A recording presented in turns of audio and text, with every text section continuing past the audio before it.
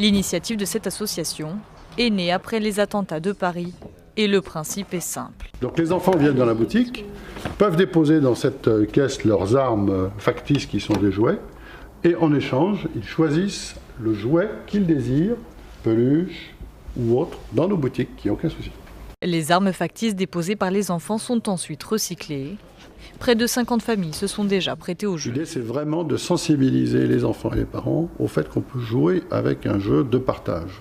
Du côté des grandes enseignes, si certaines ont retiré les armes factices de leurs rayons, pour d'autres, elles ne représentent aucun danger pour les enfants. Les enseignes qui ont retiré les armes, ce sont vraiment des armes très ressemblant à des vraies armes, et en métal, alors que nous c'est vraiment du plastique, ça fait un bruit sonore électronique, donc c'est vraiment des jouets. Tu fais ton choix. Un avis que les parents nous confirment. C'est des jouets. On voit que c'est un plastique, de toute façon, c'est un jouet. Je pense qu'il sait faire la part des choses entre la réalité et le jeu en lui-même. Moi-même, parfois, je lui dis ça te dirait qu'on fasse une petite partie de pistolet. En 2014, en France, les armes à feu, pistolets et mitraillettes ont été dans le top 3 des jouets les plus vendus à Noël. Tout est dans le choix du bon costume.